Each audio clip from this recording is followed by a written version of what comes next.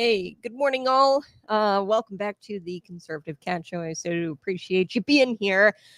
This is the place where we don't just read the headlines, we rip them apart. And I'm your host, Conservative Cat. Be sure to subscribe today. We are digging into this scandal that is absolutely so sick and sinister that even the government wants you to believe that it never happened. So we're going to be getting into Jeffrey Epstein today. The FBI saying there is no client list. They said that Jeffrey Epstein didn't kill himself, or that he did kill himself, that he did commit suicide. And the FBI is now saying that there is no client list, but I think we all know better than that.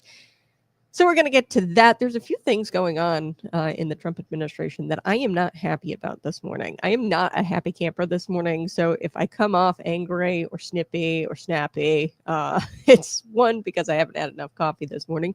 Two, I'm really pissed off at the Trump administration right now. They're sending defense weapons to Ukraine. That's complete BS. It's totally different than Israel because Ukraine is not an ally of ours. Now, we do have an investment over there with the mineral deal.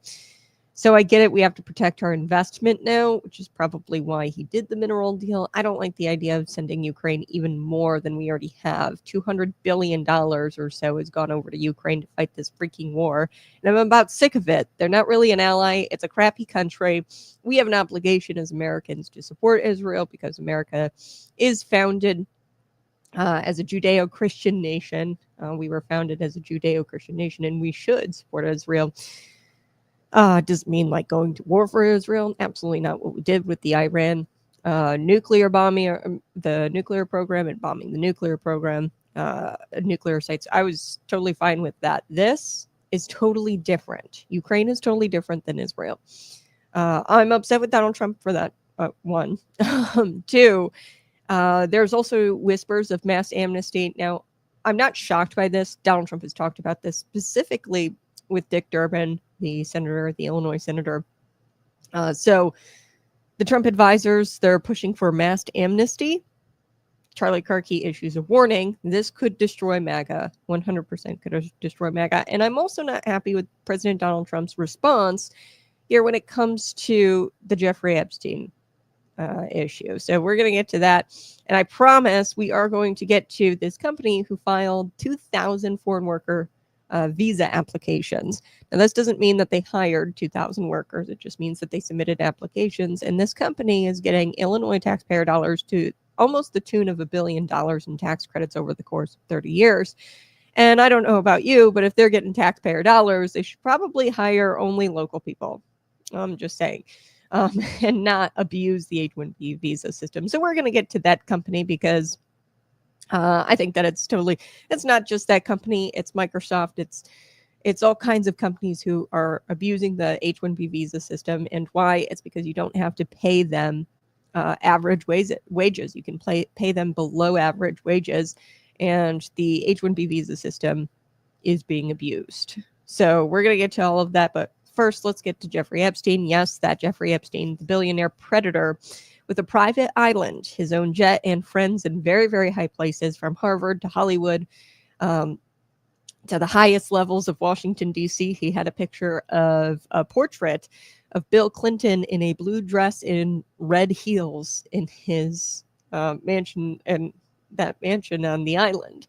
Okay, so yeah, he had some very high friends in high places. Now, the FBI, the same agency that would track a MAGA mom who went to a school board meeting, okay, they want us to believe that there is no client list, that there is no Epstein client list. They also want us to believe that he committed suicide, that he was convicted of sex trafficking minors, but apparently he only trafficked minors to himself. He had hours upon hours, thousands of hours, which we'll get to the clip here. Pam Bondi admitting that there are hours upon hours of child pornography.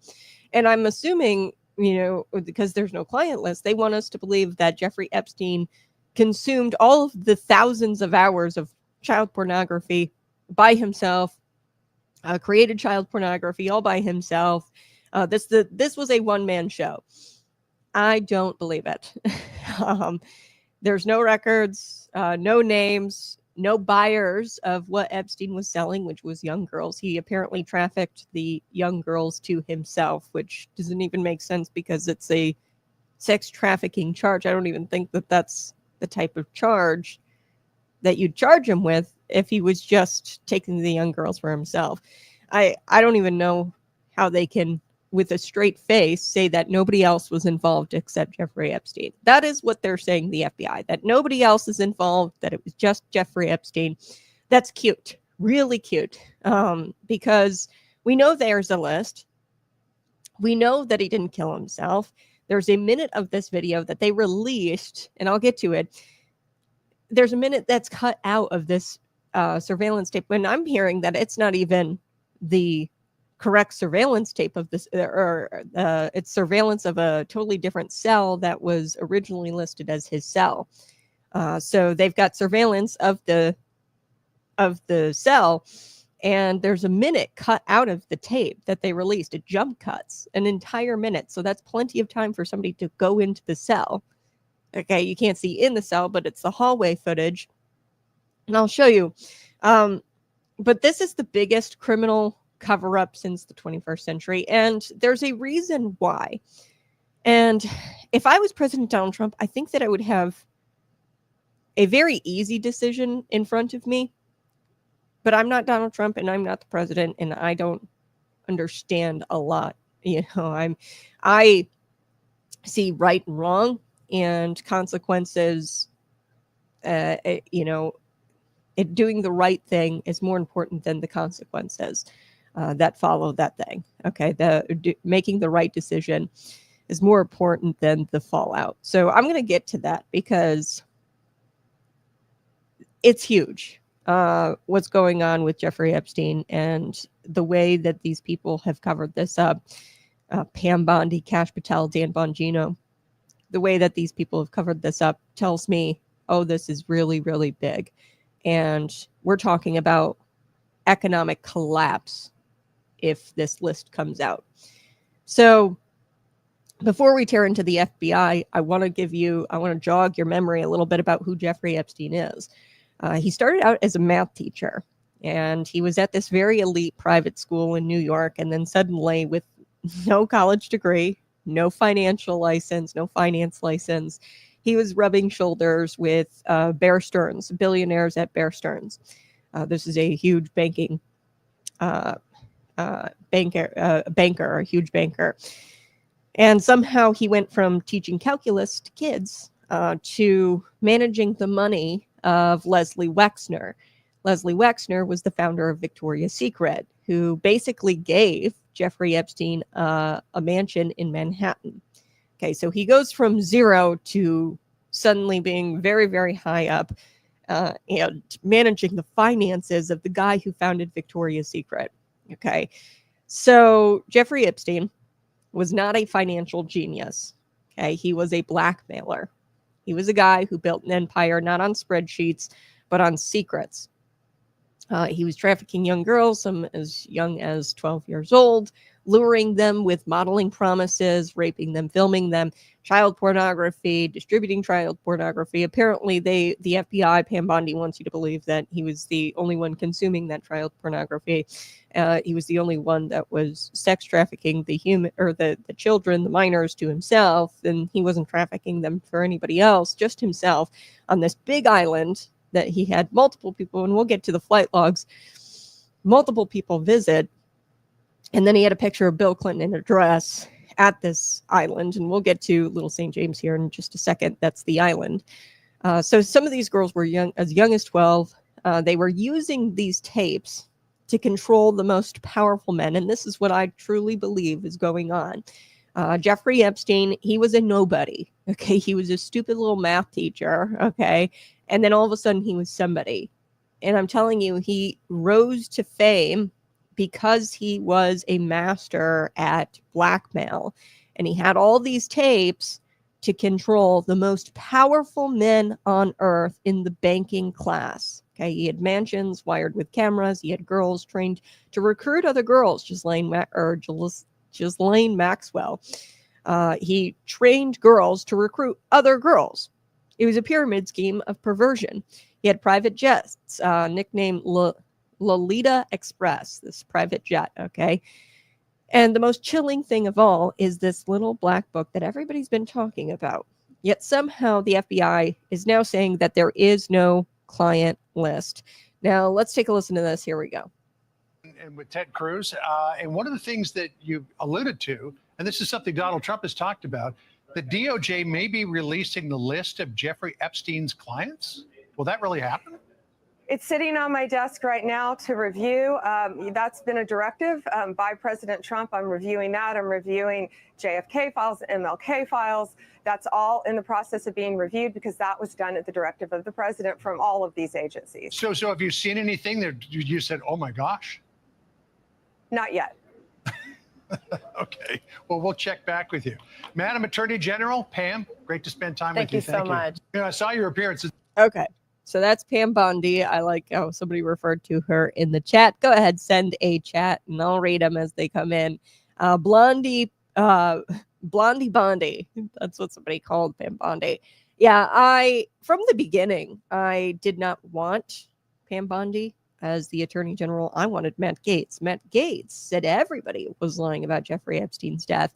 And take a listen to this interview he had with Benny Johnson, where he says, quote, "There is no way that the story we're getting is the real story. I actually think that on Epstein, it was a foreign government that took him out." Okay, so we're going to get to this. And then I do want to tell you about what decision is in front of Donald Trump right now. If this list comes out, it will be complete economic collapse. And then we'll get to Little St. James. I know you know that name. It sounds peaceful, right? Little St. James. Oh, that's the island. And the stories that come out of this island are completely from hell. This is a place that was so hellish. Victims have described this Little St. James Island as having underground rooms, surveillance cameras in every bedroom, staff that was trained to look the other way when there were sex crimes going on. And the guests, we'll get to the flight logs too. There's so much I got to get to this morning. Smash the like button, subscribe. Let's look at this. You got a 99% on Epstein. Bill Barr is the one that needs to be called in to give sworn testimony on what happened there at Bureau of Prisons, because that is not that. There's just no way that the story you're getting is the real story there. No freaking way, and Bill Barr knows it. I think most people believe that, right? Like it's like no way that that's. I actually think it was I actually think that on Epstein, it was a foreign government that took him out. I don't think it was a domestic enterprise. Really? I do. I'm not going to say which one, but I don't think it was domestic inspired to take out of him. I think that was a foreign operation, government sponsored. So foreign operation took out Epstein inside of our prison. Yes. So they must have been allowed to. Oh, I think it was in concert with people in our government. Wow. But not at like some, low level guard getting bribed kind of way. Yeah. At a state to state level. So that's probably a lot of partied interests in keeping that under wraps. You better believe it. Weapon systems at play, global deals at play. Interesting. You have evidence to back that up? I just am positing it as a theory. Wow. Wow. That was and that is exactly why Matt Gaetz didn't become the Attorney General. Matt Gaetz wasn't allowed to become the Attorney General, and Pam Bondi can come out and say that there's no client list and that Jeffrey Epstein did in fact kill himself all she wants. Yeah, just like the Hunter Biden laptop was Russian disinformation too, right? I just don't believe it, and I want to get to Little St. James, and then I'll get to what the economic collapse would look like if this list comes out. And Donald Trump is weighing this. I don't know what I would really do. I think I know what I would do in this situation if I had the list in front of me and this list of names of people who were on the island, people whom Jeffrey Epstein trafficked the minors to. I mean, I don't know how you get a charge of sex trafficking minors and You didn't traffic them to anybody. He had all these girls for himself. I don't believe it. Especially, and we will get to this, a guy connected to JP Morgan, there is an email exchange, and they're referring to these young girls as Disney princesses. So it's like code, and it's not like super incriminating, but they're nasty, nasty emails. I've talked about this before, and they were exposed. There was a lawsuit. JP Morgan had to pay out a settlement, although they denied any kind of wrongdoing, and they weren't super incriminating, but they were referring to the girls in code, like beauty, give me the beauty, give me Snow White. I mean, this is crazy stuff that they have come out and said that nobody else was involved, and they expect us to believe that Jeffrey Epstein was consuming all this child pornography himself, and he was on the island completely by himself with all of these women and girls. So Little St. James, this island, like I said, the victims have described the underground rooms, the surveillance cameras in every single bedroom, how the staff at that island would look the other way and they wouldn't help the girls. And the guests, so the guest of this island, I'm going to say it, Bill Clinton, 26 flights on Epstein's jet, private jet. I talked about it. It was nicknamed Lolita Express, 26 times. Bill Clinton went. Prince Andrew, caught in photos, later named in lawsuits. Ehud Barak, I think I'm saying that correctly. That's the former Israeli prime minister. He was before my time. So he was the former Israeli prime minister. He was, on these flight logs. Bill Gates, he says that he regrets his meetings on Jeffrey Epstein's island. Hollywood directors, Wall Street bankers, royalty, Silicon Valley executives, all on the flight logs. But still, the FBI tells us we don't have a client list. That's like saying when a drug dealer is convicted that there were no buyers. Okay, he's a sex trafficker. You mean to tell me there were no buyers, but he was convicted? It's like, that's literally what they're saying right now. That a drug dealer, okay, say you go to jail for drug dealing. Okay, but there were no buyers. So how do you go to jail for drug dealing if there were no buyers of your drugs? How do you go to jail for sex trafficking if there were no people you trafficked the minors to?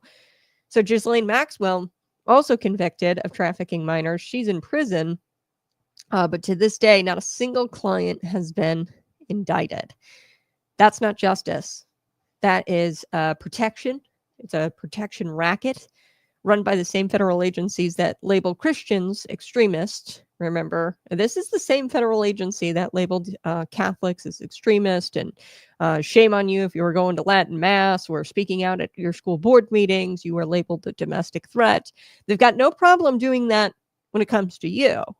But these people who are on this client list, and I'm just going to say it because, I mean, at this point, he was convicted of sex trafficking. You mean to tell me, like, if you're convicted of drug dealing, you didn't have any buyers? It doesn't make sense. There's something it doesn't pass the sniff test. So Jeffrey Epstein committed suicide. He was in a federal prison in Manhattan under suicide watch with guards 24/7 in a cell with a bunk so low that you couldn't hang a towel from it. Okay, but yet they found him dead, hung himself. Now the guards fell asleep. The cameras, by the way, malfunctioned. I want to make sure that we talk about this because there is a video circulating. They had released it. It's a footage of the cell. Now, this is interesting because this isn't the same cell that was detailed in the original investigation. This is a totally different cell. And they've got video surveillance on this, and then they released the footage, but there is an entire minute blocked out, like they jump cut. So the cameras malfunctioned, the logs were missing, and his neck was broken in such a way that forensic experts even had come out and said that it was consistent with strangulation, more consistent with strangulation than a hanging. Okay, so they said that he hung himself like on his bunk or whatever. bunk was really, really low. I don't even know how you would do that. And the forensic experts said it would be more consistent with strangulation. Now, he was a man who could have brought down presidents. He was a man who could have brought down prime ministers. And like I said, he was a nobody. He wasn't great at finance. He didn't go to college. He didn't have any kind of finance licenses. He was a math teacher, and then all of a sudden started managing people's finances like the Victoria's Secret founder. And he could have brought down a lot of powerful people, and we're just supposed to believe that he just happened to take his own life. Come on now. Let me say it clear for the folks in the back, and I will continue to say this. Jeffrey Epstein didn't kill himself. He was silenced, and I have, like I said, everything up to this point points to that being true. Jeffrey Epstein didn't kill himself. The missing footage, and I'll get to Pam Bondi's excuse because she provides an excuse here as to why there's a minute shaved out of here, out of this video footage that they had released of the cell, which, by the way, isn't even the correct cell from the reports. She gives you a stupid excuse. He was silenced. I think Jeffrey Epstein was silenced. I think he's dead because dead men don't testify. I think he's dead because dead men don't give names. And I think he's dead because dead men don't flip. Now, we come to the FBI. I'm going to rip on the FBI a little bit here. And this was a once respected law enforcement agency years and years ago, decades ago. Now they're acting like a political super PAC, Democrat super PAC with a badge. And they've acted like that through COVID, censoring Americans, instructing Americans at the behest of Joe Biden, instructing Mark Zuckerberg to censor Americans using his platform. I mean, this was once a respected law enforcement agency, no longer. Not even under Pam Bondi, not under Dan Bongino, not under Kash Patel. I'm very angry about this. Where are the indictments? Where's the subpoenas? Where's the raid? They raided the FBI under the behest of Joe Biden, raided Mar-a-Lago for documents. They locked up J6ers without a trial. They sent dozens of agents to go arrest pro-life dads who were praying outside of clinics. And they can't figure out who's on Jeffrey Epstein's client list. Give me a break. Give me a break. Here's the truth. The list is real. The list is real. It's sealed.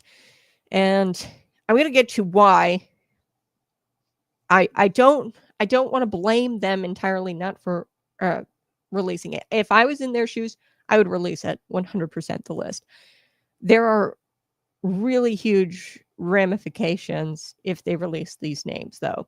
And I'll get to that here in just a second. But the people on this list are too powerful to prosecute in their eyes. They fund campaigns. They run hedge funds. They own media companies. They own Ivy League universities. The FBI doesn't investigate those types of people. They protect those types of people because it's not that they're too big to fail. A lot of this is going to be the banking class. That's Jeffrey Epstein's friends. It's not that they're too big to fail. They're too dirty to expose. And they're too powerful to expose. So the moment this list goes public, the entire elite infrastructure would collapse. So I know what you're thinking, Kat. This is all very horrible. Why does it affect me? Here's how. We don't have equal justice under the law. If we don't have that, we don't have a country anymore. When elites can rape children and walk free and continue about their daily lives, but you get audited for sending $600 to your church, we don't have a republic anymore. The FBI is protecting perverts, and they punish patriots. We're living in a banana republic. Pam Bondi, I like that name. She lied, by the way, and said that the U.S. government has, quote, no knowledge of Jeffrey Epstein being a spy or an agent to an intelligence agency, for an intelligence agency. That is a lie. FBI documents from 2008 prove that Jeffrey Epstein provided information for the FBI as agreed upon. He was an FBI informant.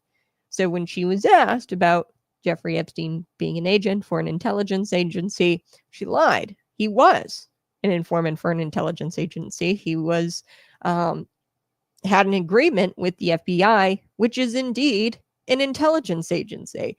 So let's get to, you'll hear here, Pam Bondi and President Donald Trump. And I'm very ashamed and embarrassed for President Donald Trump in his reaction here about Jeffrey Epstein. There's been a few things that have been going on in the Trump administration that I am not happy about. There's talk of mass amnesty, which has been going on for a while. Dick Durbin leading the charge on that mass amnesty. Trump has said that he's been considering mass amnesty before, not something that I agree with, obviously. And then there's also the defense weapons to Ukraine. Very big difference in defending Israel and defending Ukraine. Ukraine is not an ally. We do now have an investment over there that we are obligated to protect, but they've already gotten $20 billion of taxpayer funds. We don't need to be sending any more defense weapons over there. They've gotten enough. Okay. And then I really don't like how how Donald Trump responded here to the Jeffrey Epstein thing. So let's get to this. Here we go. Sure. First, to back up on that, in February, I did an interview on Fox, and it's been getting a lot of attention because I said I was asked a question about the client list, and my response was, it's sitting on my desk to be reviewed, meaning the file along with the JFK, MLK files as well. That's what I meant by that. Also, to the tens of thousands of video, they turned out to be child porn downloaded by that disgusting Jeffrey Epstein. Child porn is what they were. Never going to be released, never going to see the light of day. To him being an agent, I have no knowledge about that. We can get back to you on that. And the minute missing from the video, we released the video showing definitively the video was not conclusive. Notice how she looks at President Donald Trump there.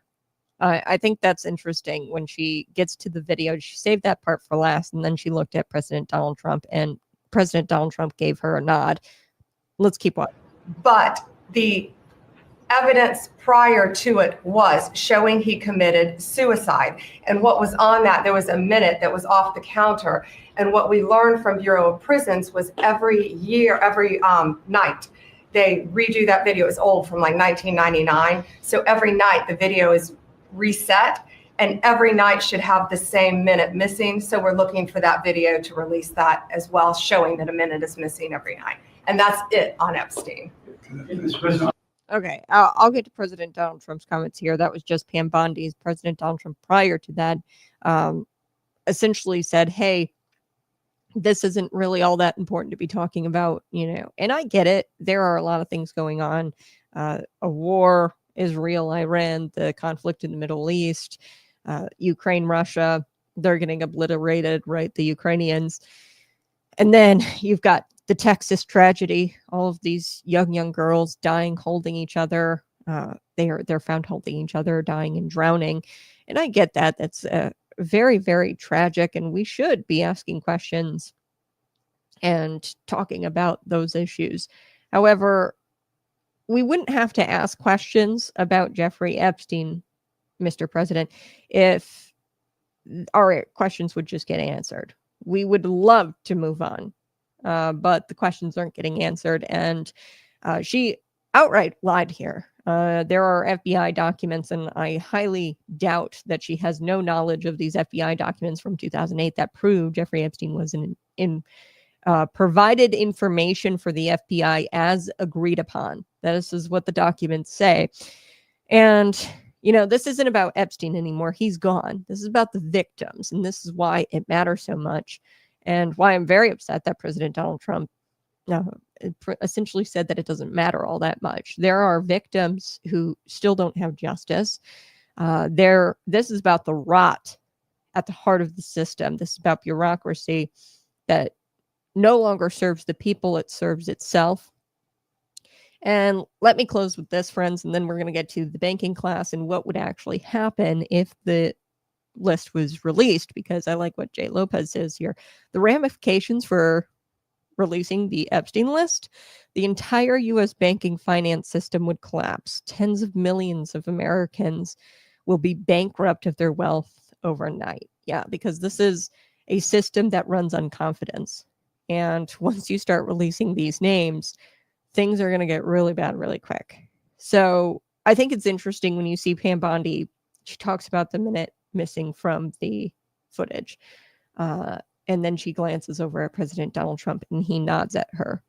I mean, maybe it's nothing, but I have a feeling that there's been decisions made at a very high level, possibly President Donald Trump's level, the office of the presidency, where they've decided not to release the list because it could cause serious problems economically. We're talking about people who run this infrastructure, the banking infrastructure and global trade deals and defense systems, people who run.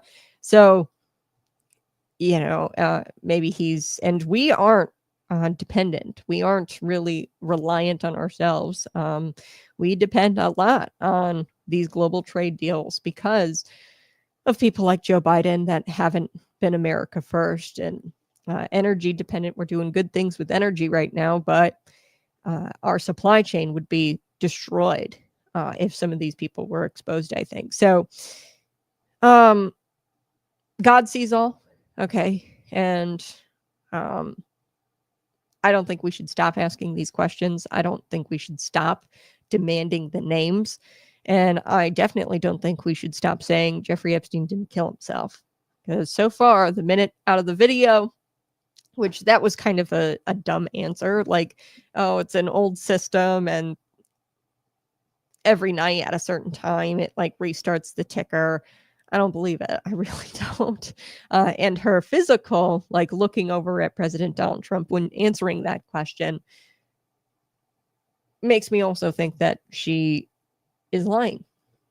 So I don't know. I mean, obviously, I'm just giving you my take on the whole thing.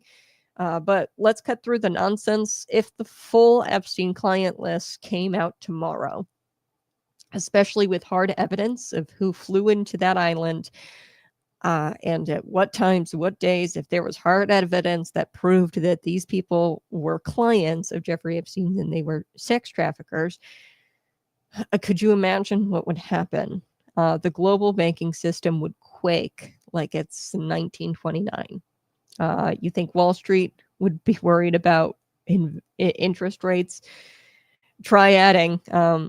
You think that they're worried about interest rates? Try adding a scandal that ties some of the world's top investment firms, hedge funds, central bank partners, billion-dollar CEOs to an international child sex trafficking operation.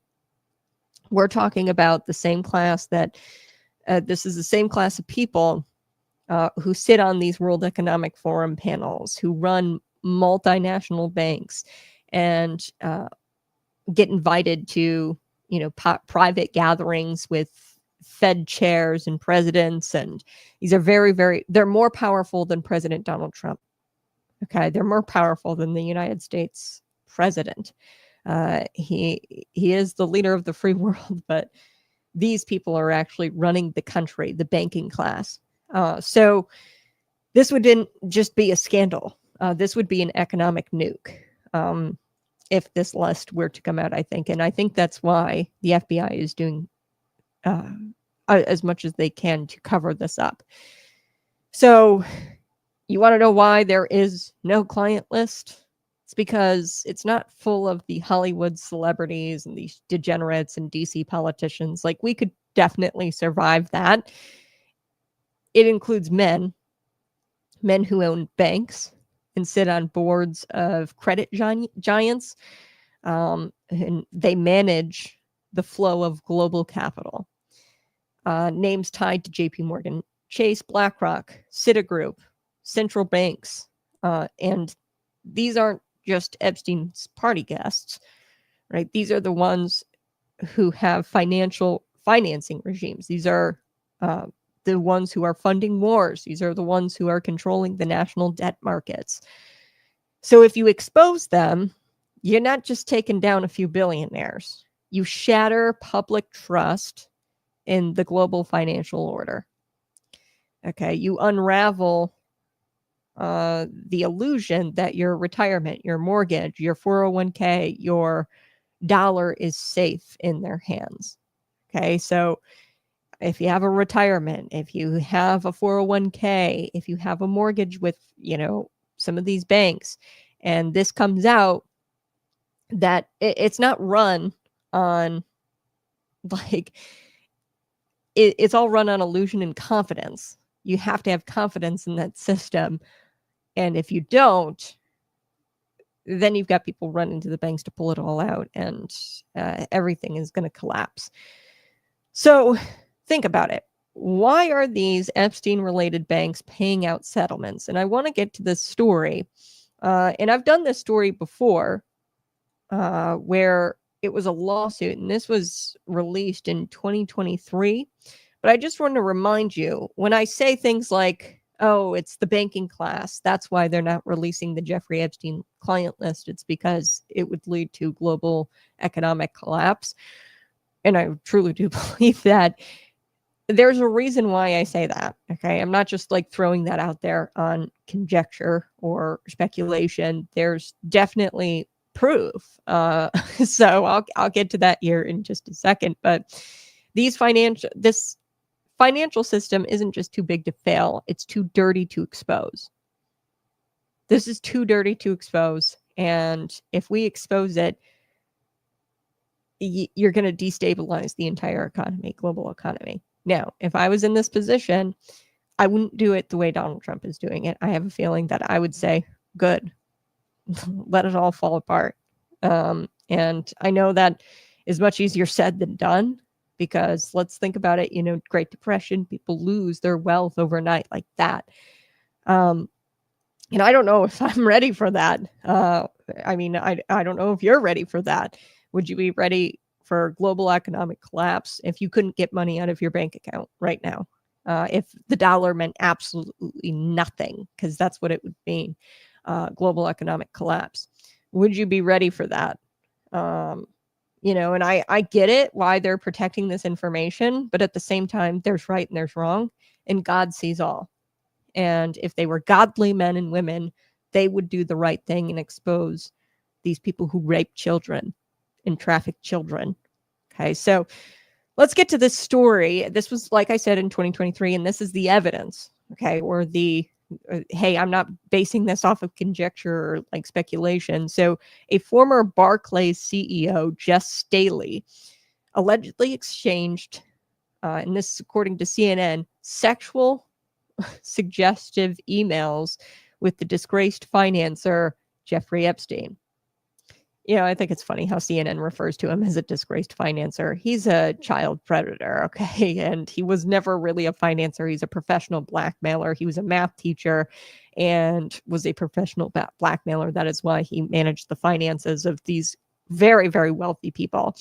He wasn't a financial genius, okay? He was a loser and had these disgusting tapes on people, and he was a professional blackmailer. Okay, so Jeffrey Epstein, he had photos of these young women, some of which these emails, so these sexually suggestive emails going back and forth between the Barclays CEO, Jess Staley, and I'll get to Jess Staley here in just a second, who he is, but some of these emails included photos of young women, and this was according to unsealed passages of a federal lawsuit. Okay, so a lawsuit they had to eventually pay out, by the way. So there's been payouts, there's been settlements, and, JP Morgan Chase, there's been settlements, and they don't admit to any wrongdoing or anything like that, but there's been settlements.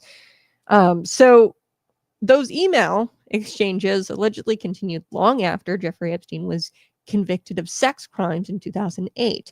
The U.S. Virgin Islands government wrote in its complaint against JP Morgan Chase. Okay, so there was a settlement here where Staley previously served as a top executive. So Barclays but he was also a top executive at JP Morgan Chase, Staley. Staley was the person largely responsible for JP Morgan Chase's 15-year financial relationship with Epstein. He became the CEO of Barclays, but stepped down in 2021 during an investigation about the bank's Epstein dealings. So he was a defendant in a lawsuit and has not been charged criminally. Okay, Staley, Jess Staley, with activities related to Jeffrey Epstein. A London-based lawyer for Staley declined to comment on the suit or his relationship with Jeffrey Epstein. So in the original complaint, this lawsuit filed in December of 2023, this was December of 2023 or 2022, December of 2022. In the original complaint, which was heavily redacted, by the way, that was heavily redacted, but the amended complaint released by the government of the U.S. Virgin Islands claims from an earlier backs claims from an earlier filing that Staley exchanged more than 1,000 emails. So they finally got to the bottom of this in this complaint, where there were these thousands upon thousands of emails from his JP Morgan Chase email account. Okay, that's how bold these people are. He's using his business email, okay, folks, Jess Staley, to interact with Jeffrey Epstein. So between 2008 and 2012, corresponded with Epstein while he was incarcerated, okay, for sex crimes in 2008, and he visited the Virgin Islands residence on multiple occasions. The Virgin Islands residence on multiple occasions, Staley. So these communications, this is what the U.S. Virgin Islands lawyers had said, because remember, the government was suing in this lawsuit JP Morgan Chase. This is the lawsuit. These communications show a personal relationship and profound relationship between two men, and even suggest that Staley may have been involved in Jeffrey Epstein's sex trafficking operation. Okay, so this is what they said in their complaint. The government of the U.S. Virgin Islands, okay, the U.S. Virgin Islands lawyers had said this. The lawsuit alleges JP Morgan Chase had more than a close-up view of Jeffrey Epstein's sex trafficking and ignored obvious red flags relating to Epstein's accounts. Okay, so both JP Morgan Chase and Barclays declined to comment at the time of the newly unsealed passages. So like I said, there was an original complaint filed in December of 2022. That was heavily redacted, but then there was an amended complaint, and we've got emails now. And I'll get to what those emails said, because they were beyond sexually suggestive. I would say that they're almost incriminating. The U.S. Virgin Islands Attorney General sued JP Morgan Chase in December 2022, claiming that the bank should have known about Jeffrey Epstein's activities on Little St. James Island. Okay, the island he owned off the coast of St. Thomas. The bank moved to dismiss the suit. Okay, so JP Morgan Chase moved to dismiss the suit. This is a high executive, by the way, this email. And I'm going to get to these, I promise, these emails, because this is pretty damning stuff. In a filing on February 1st, lawyers for the bank wrote, quote, "The U.S. Virgin Islands lawsuit is a masterclass in deflection that seeks to hold JP Morgan Chase responsible for not sleuthing out Epstein's crimes over a decade ago. Epstein's crimes over a decade ago." So, newly unsealed passages, the U.S. Virgin Islands government claims Staley sent emails from Epstein's Island in the fall of 2009 when Epstein was incarcerated in Florida. So this is really where it gets interesting. Okay, like I said, there was redacted, this lawsuit, but then we got a little bit more after December. And then in those unredacted parts, we have newly unsealed passages. This was in 2023, shortly after December of 2022. We have these unsealed passages with these emails. Okay. So here's what some of the emails say. Okay. This is creepy. Staley sent an email to Epstein saying, "Say hi to Snow White. What character?" And then Epstein responded, and he said, "What character would you want next? Would you like next?" When Staley said Beauty and the Beast, he replied, "Well, one side is available." And Virgin Islands lawyers claimed the references to the Disney princesses here, Snow White, Beauty and the Beast, were code words for young women. Okay, so in the lawsuit, this is what they said. Now, remember, none of this is like criminal stuff. Okay, this is all like a lawsuit. JP Morgan Chase did not flag any of those emails between Jeffrey Epstein and Staley. Staley was the top executive at the time. And they didn't flag it. And he was sending them from his JP Morgan Chase account. And the lawsuit here says, moreover, JP Morgan Chase allowed Staley to remain a decision maker on Epstein's accounts. JP Morgan Chase even tasked Staley to discuss the human trafficking allegations with Epstein. So, so there was just a lot of emails here like that. That was a pretty damning email. I mean, I think that's insane. Say hi to Snow White. They were talking about these young girls.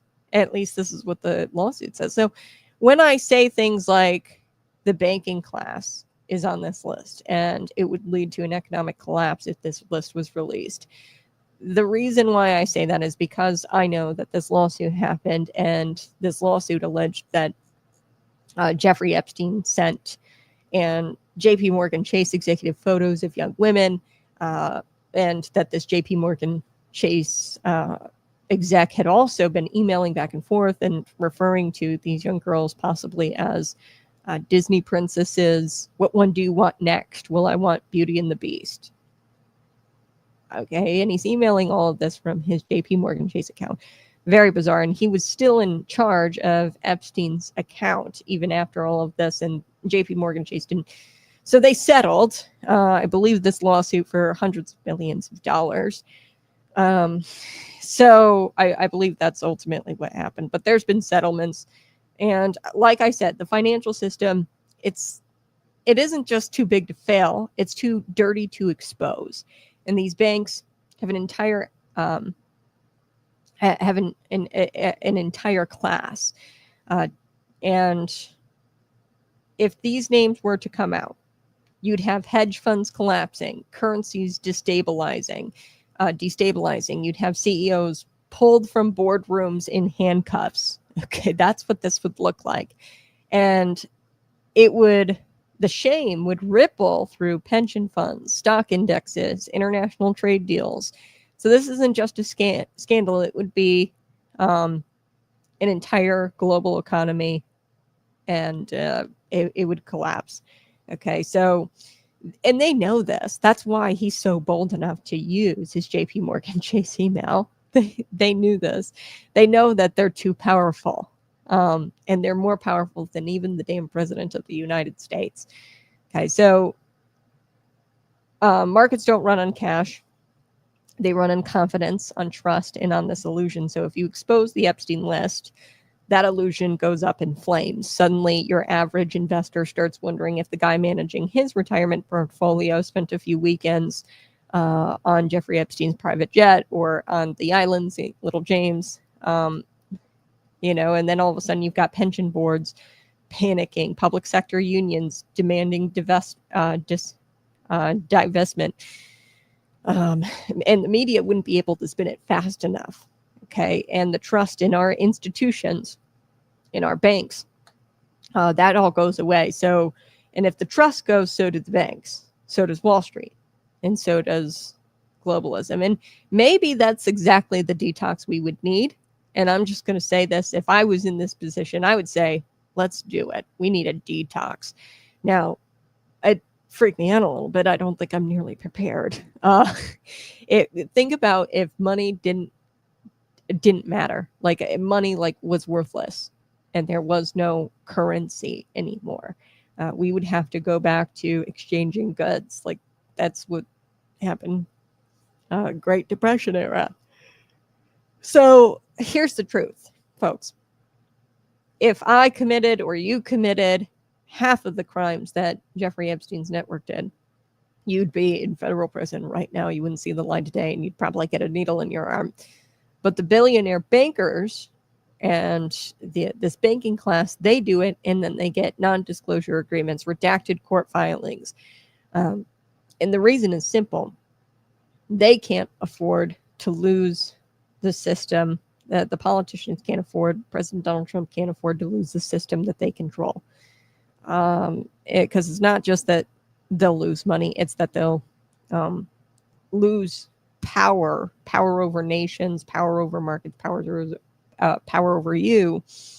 And they are the infrastructure of what keeps things running. So exposing the list, I think that there is an obligation to do it because it's revealing evil. And if I was in this position, I don't care what the consequences would be. You do the right thing.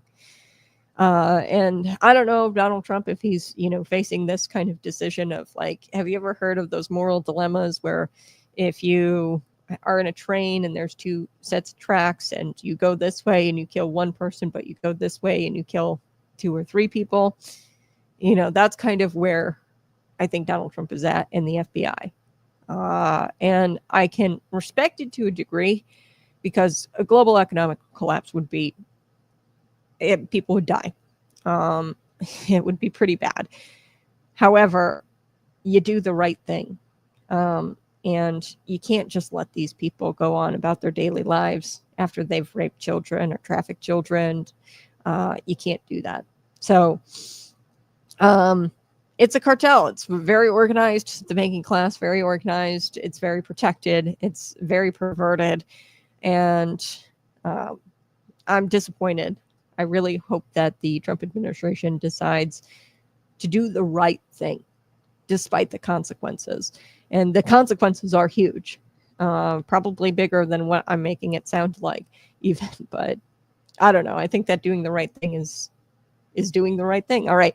I've got to switch gears. Let's talk about, let's put a spotlight on something that's shady, high-tech, taxpayer funded. I'm talking about Rivian. It's an electric vehicle darling of the green energy cult. They are a company that is swimming in tax dollars, and they are hiring, or attempting to hire anyway, or have intentions to hire foreign workers, and not people from Illinois, not people from America. So you want to hear the hard truth. We will jump into that here in just a second. Smash that like button, share this out. I will get to your comments here on the other side. You're listening to Conservative Cat.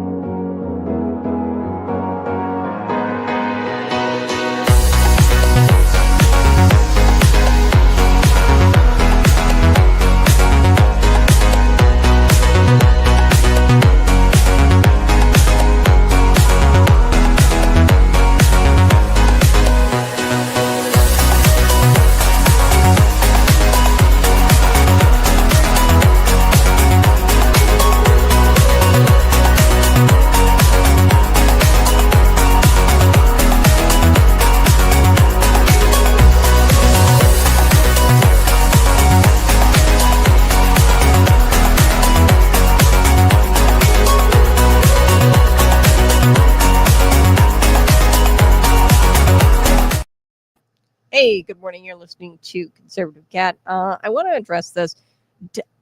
Donald Trump, okay, so he died mysteriously while under suicide watch when, I'm not going to refer to Donald Trump, he's the president of the United States as that term, okay? And you shouldn't either, being that we should respect the office. But what a coincidence. So I want to make something very clear. I don't think that Donald Trump is on the client list. I don't think that he had any kind of relationship with Jeffrey Epstein. He had a friendship, but he banned him from Mar-a-Lago after he found out what he was doing. Okay. And then Donald Trump assisted the FBI in taking Jeffrey Epstein down and getting him in prison. Okay. So your logic's a little flawed there in that Donald Trump put him in prison in the first place. Okay. I don't think that Donald Trump is protecting Jeffrey Epstein. I think that there is very serious consequences to releasing this list and showing who was all on Jeffrey Epstein's island.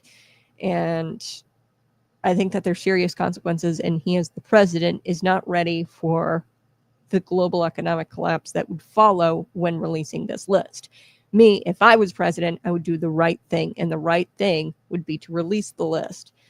So when you're talking about global economic collapse, think Great Depression, World War III, COVID, Spanish flu, pandemic, all at the same time. Exactly right. Like, this would be apocalyptic. Okay. And they're not hiding the list for not a good reason. Okay. And am I upset that the list isn't coming out? 100%. But they're doing it, and you've got to make this decision. What would you do? Throw it in the comment section. What would you do if you had the list and you knew that the ramifications or the consequences would lead to global economic collapse? Would you release the list, or would you keep it and not release it and prevent global economic collapse? So Donald Trump, and you could kind of hear in his voice, he's getting frustrated with the Jeffrey Epstein thing, and he says, let's stop talking about it. And I think the reason why he wants to stop talking about it is because if we talk about it enough, and if we keep asking questions, they're going to have to provide answers, and they're going to have their lies exposed. Pam Bondi already lied. He was an informant. FBI, he provided information to the FBI according to 2008 documents. So they've already been caught in a ton of lies, not to mention Pam Bondi. She had said that there is a client list. She had said that there is a file and that she would expose it. And then all of a sudden there's not. So, yeah, apocalyptic, think Walking Dead. Yeah, it'd be pretty bad. What about his sons? Yeah, that would be another thing. I'm actually going to get to that. I'm saving that when we talk about Donald Trump and Charlie Kirk issuing a warning about amnesty. What about his sons or son-in-laws? Jared Kushner. Okay, or I don't know. I have no idea who's on the list. Obviously, I do know that it's people who are in the banking class, probably, as evident by that lawsuit that we uncovered here. It was a CNN article that I was just reading from. It was published in February of 2023, and it describes this lawsuit that the U.S.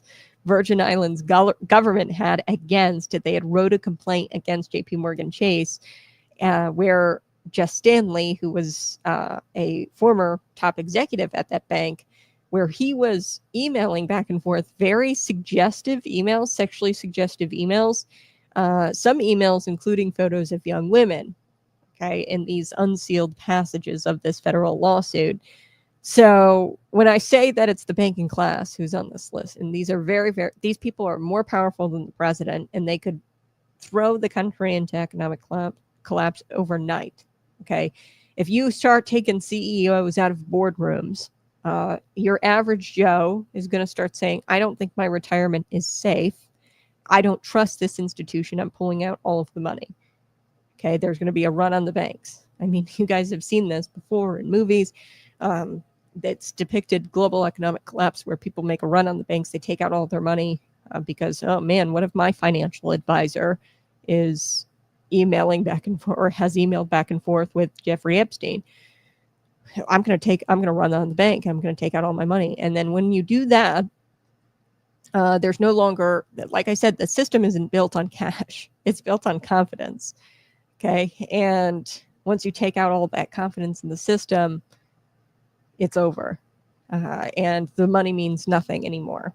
Okay. The only reason why the money means anything is because we put confidence in the institutions that run the money and that take care of the money. That's the only reason why the money means anything. So if you make a run on the banks, the money's not going to mean anything.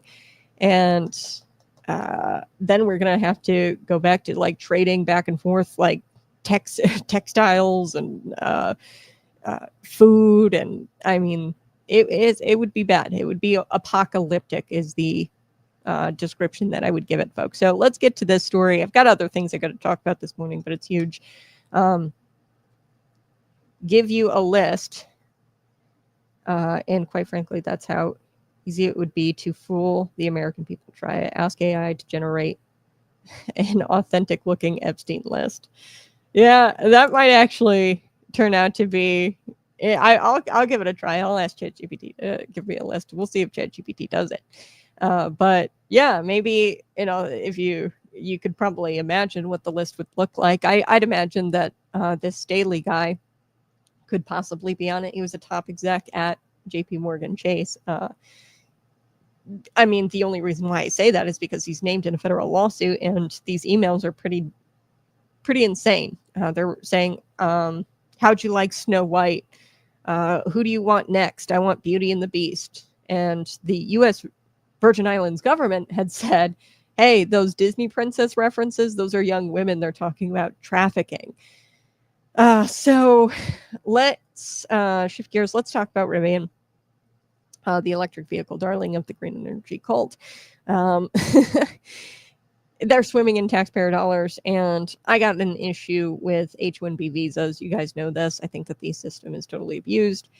So here's a headline you're not going to see in your local paper. 2022 to 2024, Rivian filed over 2,000 H-1B visa applications. So I know what you're thinking. You're like, oh, hold on. Let me.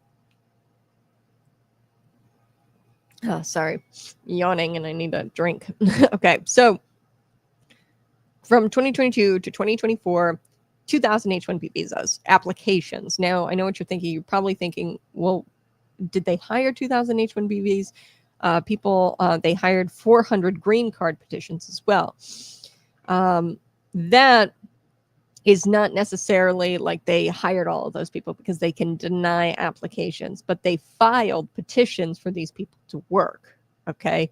Now those can be denied, but they filed like 2,000 within just a couple of years. So that's like about 1,000 a year.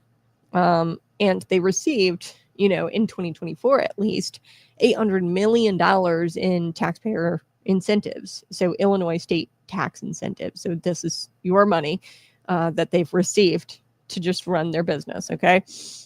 So Rivian, it's located in Normal, Illinois. They've got another plant, I believe, in Georgia. And reminder, the 2,000 H-1B visas, I think that's across both their plants. I'd have to look and see when Georgia opened, because it might have been outside that time frame. But from 2022 to 2024, 2,000 H-1B visas, 400 green card petitions. That's insanity. So the H-1B visa program was designed to fill critical gaps, okay, in highly skilled labor. You've probably heard the line, we just can't find the right talent here. So what the H-1B visa system does, sorry, got like bones in my coffee. What the H-1B visa system does is it allows for you to take highly skilled foreign labor or foreigners, highly skilled, and give them temporary jobs here in America, where Americans can't allegedly do those jobs. Okay, that's what it's designed to be. Now, 2,000 H-1B visas in just a couple of years for one company in a state that is booming, bursting with engineering grads. Think Illinois State University. Think U of I, University of Illinois. I mean, Bradley University. There are top tier engineering programs at all of these universities. And that's not plugging a gap, okay? The 2,000 applications, that's not plugging a gap. That is building a pipeline of cheap labor to undercut American workers and inflate corporate profits, okay? That's what the H-1B visa system has turned into. Now, we have to follow the money, because Rivian has a 30-year deal with Illinois, okay? And part of that deal, it was like 800 million something. And part of that is the 634 million in REV tax credits. Okay, so this is like a electric vehicle tax credit. So Governor J.B. Pritzker, naturally, and Democrats, they love to pick winners and losers, and they think that the electric vehicle industry is a winner, which is dumb. But they pick winners and losers in certain industries that they want to come here to Illinois and stay here in Illinois. So they give money based on what kind of industry you have, even though we know the electric vehicle industry is completely bunk. It it's not as good as other ones, maybe like semiconductors.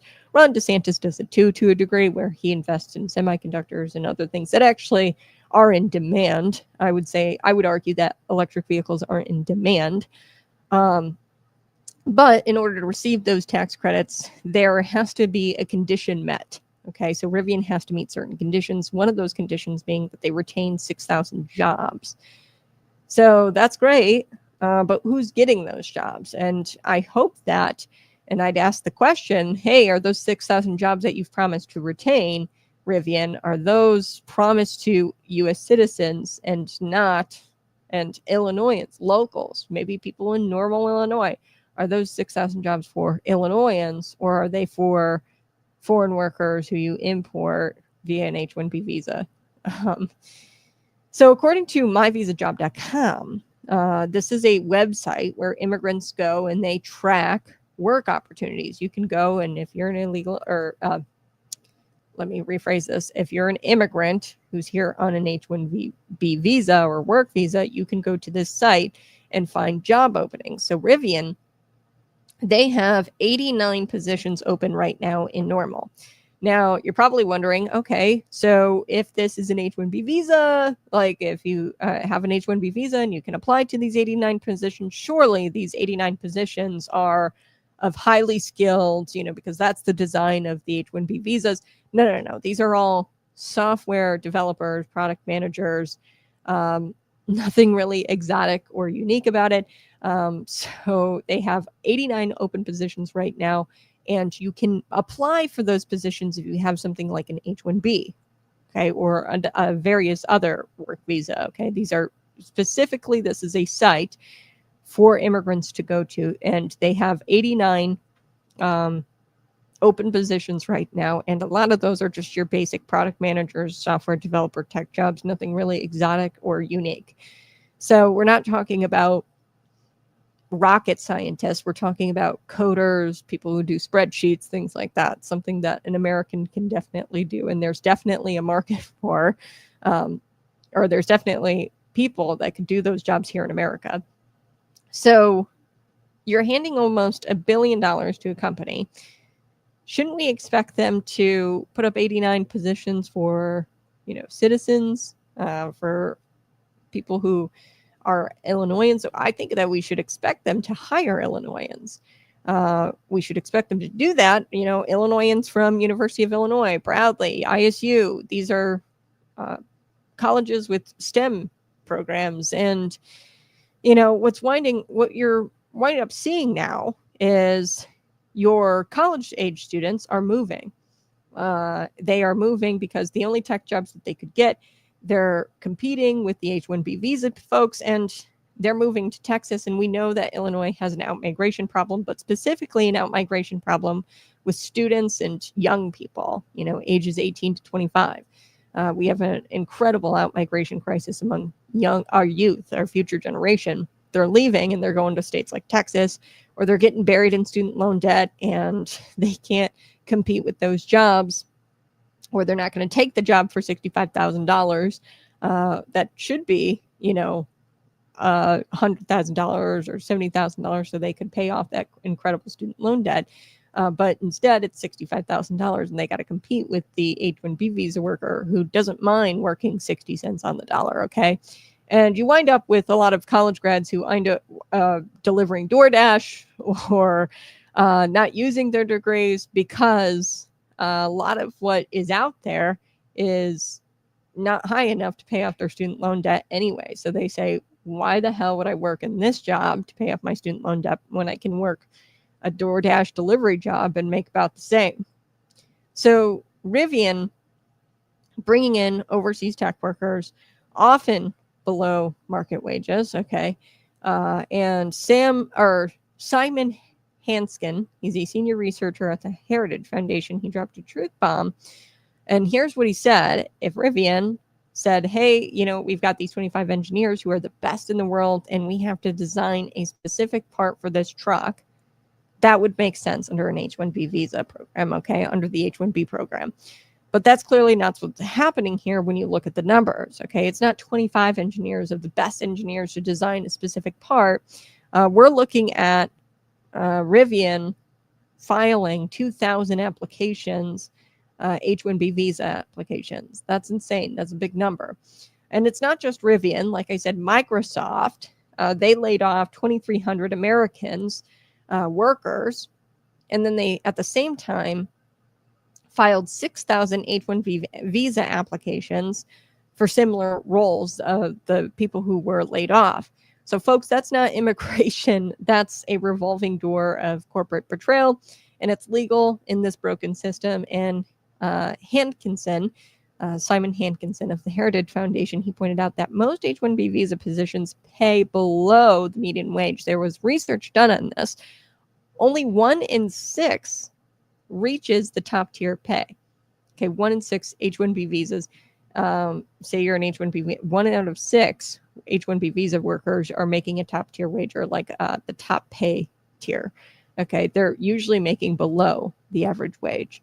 So companies, they're not just skirting local talent, but they're suppressing wages for everyone.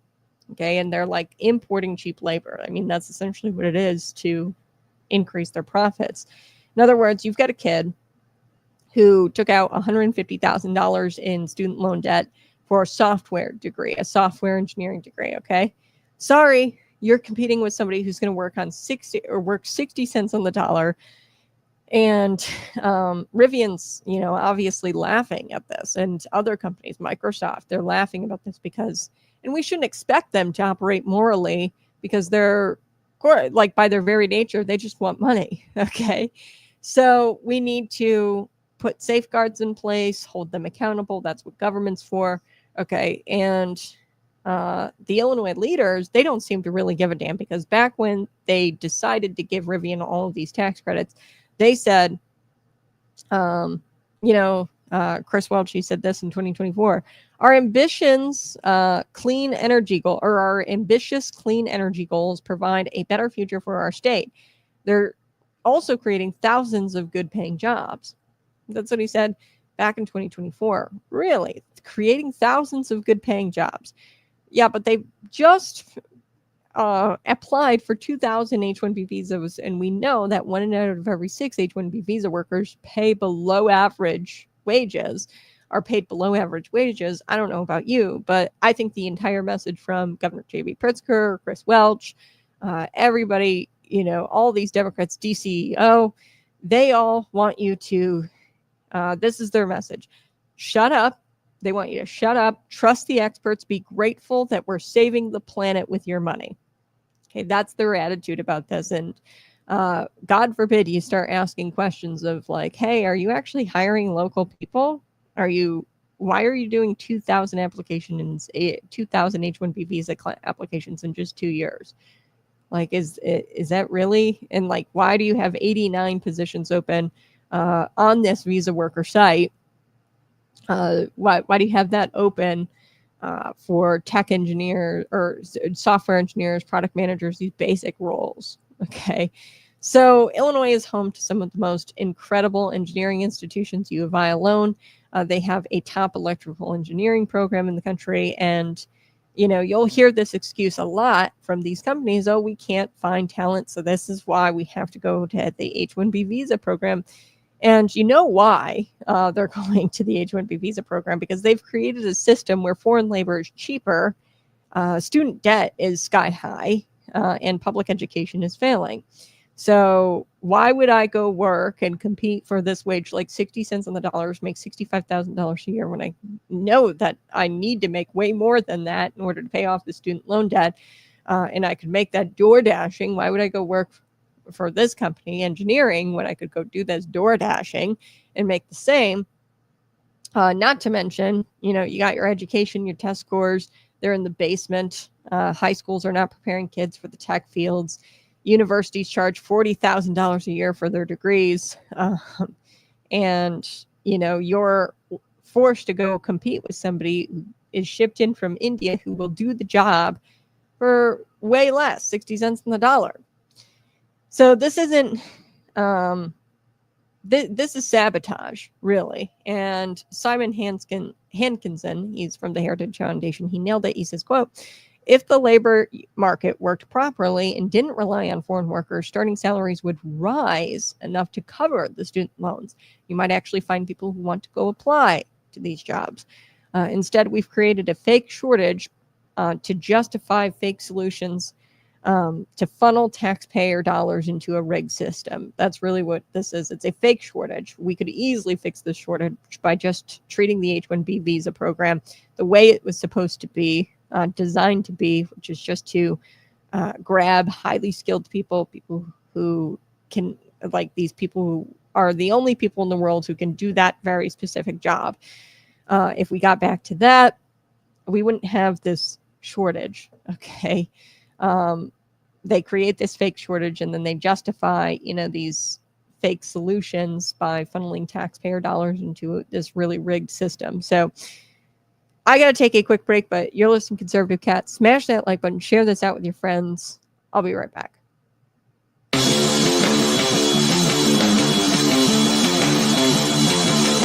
Welcome to Conservative Cat Clips, the show that cuts through the noise with claws out truth and unapologetic common sense. I'm your host, Cat. No fluff, just facts. Today, we're tackling the topic mainstream media would rather tiptoe around, and that's abortion, its history, its turning point, and what's happening now and where it's headed. Let's start with the past. In 1973, the Supreme Court handed down Roe v. Wade, and just like that, abortion became legal nationwide. It wasn't voted on. It wasn't in the Constitution. It was judicial activism, plain and simple. And over the next 49 years, over 60 million unborn lives were lost under this illusion that it was just healthcare, that this is just healthcare. Fast forward to the game changer, June 24th, 2022. Dobbs versus Jackson's Women's Health Organization. The court finally corrected course, overturned Roe, and returned the power back to the states. Cue the media meltdown. But guess what? That's what democracy looks like.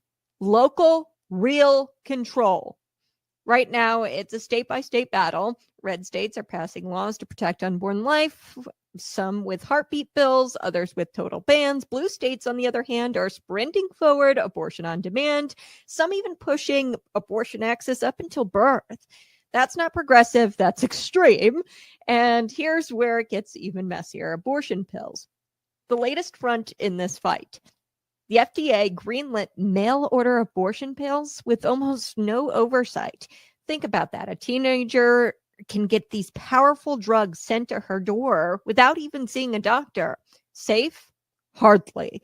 But the Biden administration, they were all in, treating abortion like it's the crown jewel of their social agenda. What's next? The future of abortion is being written right now. The state legislatures, in the courts, and in the culture, and at the ballot box. Conservatives are stepping up, passing strong protections, supporting crisis pregnancy centers, promoting adoption reform, and standing firm with both the mother and the child. Here's the bottom line. The fight isn't over. It's just begun, and we're no longer playing defense, though. We're shaping the culture. One law, one vote, and one voice at a time. This has been Conservative Cat Clips, where the truth cuts deep and the values stand tall, and we don't apologize for standing up for life. Hey, good morning. I'm Conservative Cat. Appreciate you being here this morning. Go ahead, smash that like button, share this out with your friends, subscribe to the channel while you're here. That's a big deal. I'll get to your comments here in just a little bit.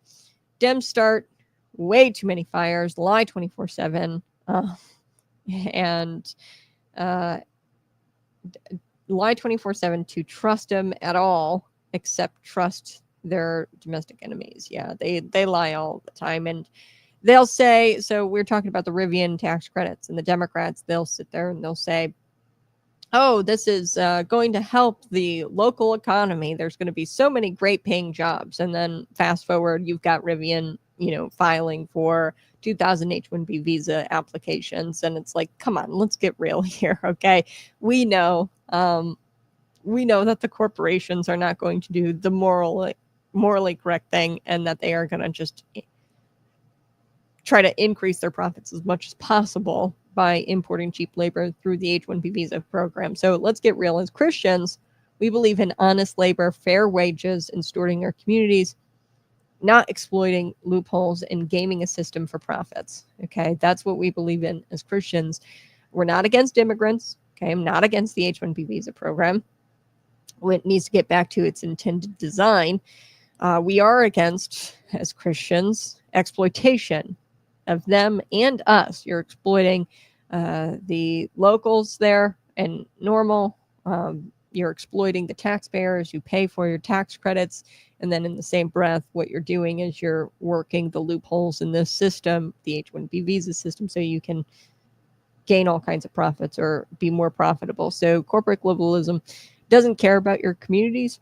It doesn't care about Bloomington Normal. It doesn't care about your kids in Peoria who dream about making an electric vehicle. They don't care about any of that. They care about profits and politics. Okay, so when your government subsidies go towards companies like Rivian, like Microsoft, these are your hard-earned tax dollars, and then they turn around and they use those tax dollars to function, to exist, because they wouldn't exist without them, really, because the electric vehicle industry is not doing well, and there's not a very high demand for it in the first place. I wouldn't say Rivian has done well as a company overall, but the government subsidizes these companies with your hard-earned tax dollars, and then they turn around and replace local workers with cheap foreign labor from abroad. That is a betrayal of trust, folks. It's un-American. It's unjust. It's wrong. So what needs to happen next? Workforce transparency. If a company is receiving taxpayer dollars, we should have FOIA. I should be able to FOIA for how many workers they have at that plant and how many of them, the percentage of them, are H-1B visa workers or here on a work visa. Okay. They lied. Your politicians, they said, oh, we're going to give them these tax credits. It's going to help the locals. It's going to help bring local jobs to the area. Although they're not hiring anybody there from normal, they're hiring people from India via the H-1B visa program. So you need to disclose exactly who you're hiring. And that should be publicly available information. I shouldn't have to try to get these numbers from myvisajobs.com. Okay. I shouldn't have to try to get this. It shouldn't be so hard to find out these numbers. It should be subject to FOIA if you are getting subsidized by tax dollars. How many are local? How many are foreign, your workers? Then we need wage reform. So H-1B visa workers should never be paid below market wages. Truly, if they're special talent, which is what the H-1B program is all about, is recruiting special talent that you can't get anywhere else here in the United States, you need to pay them accordingly, and they need to be above market wages, really.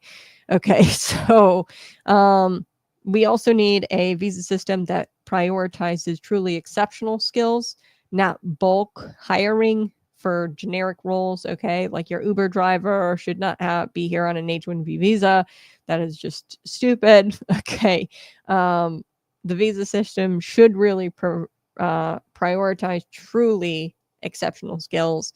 No more blank checks, by the way, to these green weenie companies. No taxpayer money.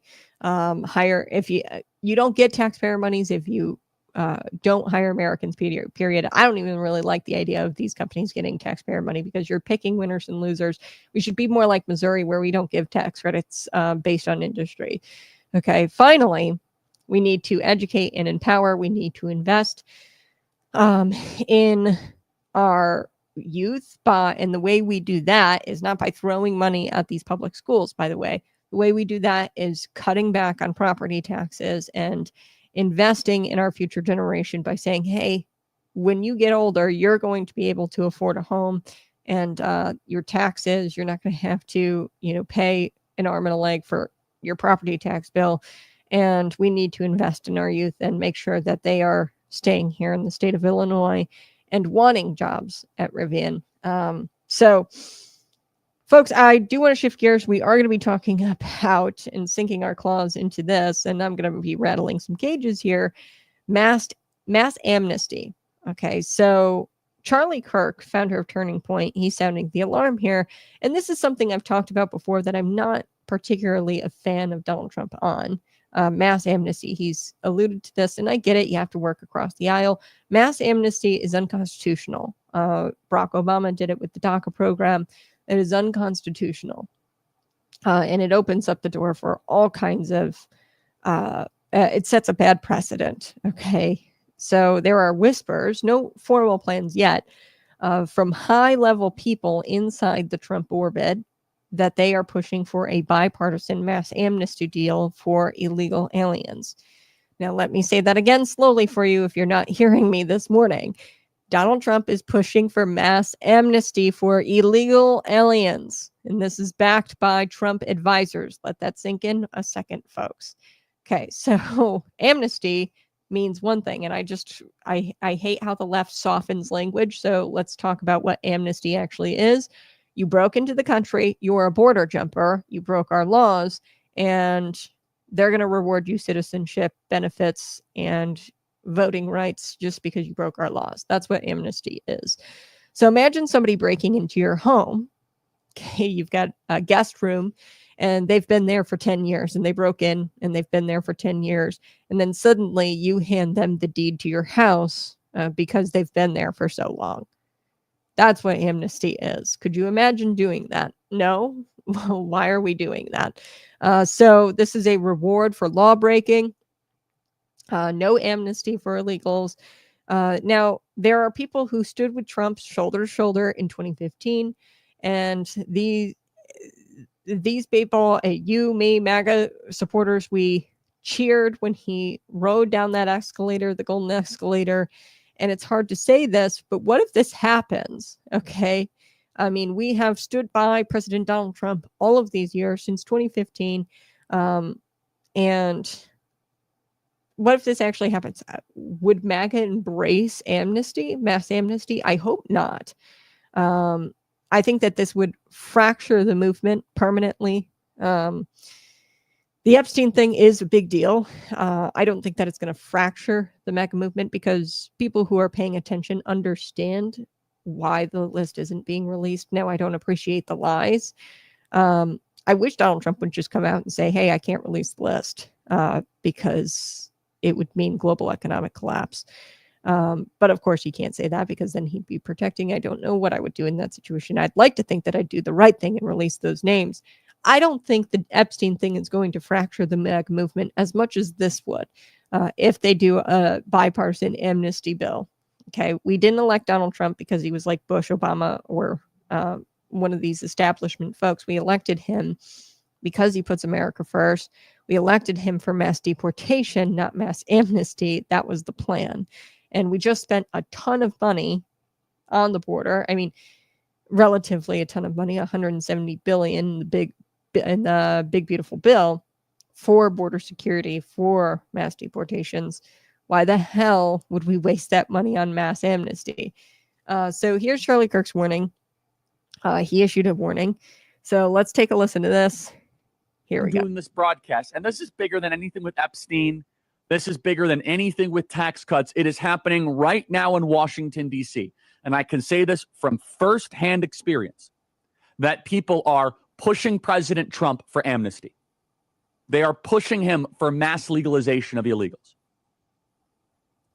Now, President Donald Trump, of course, would never push for amnesty. But President Donald Trump said something at a rally on July 3rd, and my phone lit up like you wouldn't imagine.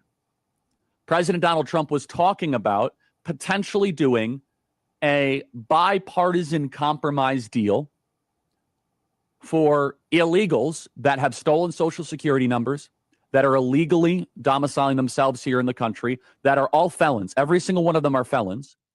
They're just not yet indicted felons. But if they're here illegally, you're a felon. It's against federal law. We've gone through all the different federal laws that you break by being here. And this is President Donald Trump speaking at the Iowa rally saying that we might need to do some form, he didn't use the word amnesty, but some form of soft amnesty. And I could tell you now through other reporting that I've been able to do and phone calls, there is a major push right now to do a bipartisan amnesty deal, a major push. People are trying to push the president. Hey, you got the money for ICE. Now we need to go move to the middle on immigration. Play cut 258. People have worked for a farm on a farm for 14, 15 years, and they get thrown out pretty viciously, and we can't do it. We got to work with the farmers and people that have hotels and leisure properties too. We're going to work with them, and we're going to work very strong and smart, and we're going to put you in charge. We're going to make you responsible. And I think that that's going to make a lot of people happy. Now, serious radical right people, who I also happen to like a lot, they may not be quite as happy, but they'll understand, won't they? Do you think they'll understand that? You're the one that brought this whole situation up. Brooke Rollins brought it up, and she said, so we have a little problem. The farmers are losing a lot of people. And we figured it out, and we have some great stuff being written, and let the farmers be responsible.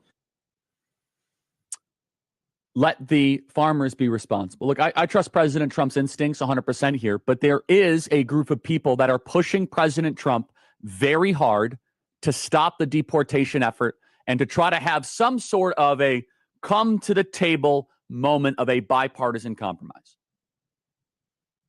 That we need to try to figure out how to make these people have a pathway to citizenship. Now, this is not by any means a knock on President Trump. It is a knock on people that are trying to pressure President Trump and pressure him hard. We don't know any of the details, but President Trump did say that the radical right people that he has a soft spot for wouldn't like this. Hello, hi, I'm one of those radical right people. And I want to know what I'm not going to like. Because of all the different stuff that's in front of us, if you want to break our coalition, go and push amnesty. That right there would be a complete collapse of everything that we have worked for. Everything. So we don't know any details, but it looks as if President Trump might be in preliminary discussions. And I could tell you that there are many different discussions that I've had with people, and they are pushing it hard to create some kind of amnesty proposal aimed specifically at farm laborers in the United States. But it's more than that. It could be hotels. It could be leisure properties. We've heard the arguments about this for years. Well, the crops are going to rot in the fields. There'll be starvation. But here's the main thing that you need to know. We've tried this before. This is not some sort of new thing. And by the way, just so we are clear, I went to an event this last weekend in San Diego. JD Vance was there. And another person came up and said, Charlie, do you know what we need? We need to have some sort of pathway citizenship for 25 people. I said, are you guys on all some sort of group chat or something? Are you guys all just coordinating? We have not even 48 hours of the largest investment in border security, deportation, and ICE. And why are you pitching me on mass amnesty? Like, what is that all about? There's a lot of reasons for this, and one of which is the corporate class is deathly afraid that they might actually have to hire Americans and pay a higher wage. Somehow other countries are able to grow food without imported serf labor. How are they able to do that? I don't know. Apparently, we have built so many parts of our economy to be reliant on foreign criminal invaders that have come into this country. And some people, oh, we have to allow farmers to transition. No, you deport them back to their country of origin. All of them. We did not run on mass amnesty. We ran on mass deportations.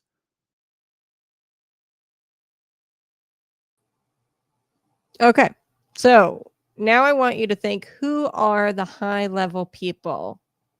Are these the same people? So are these the people who brought Jared Kushner in to negotiate immigration deals with the Chamber of Commerce?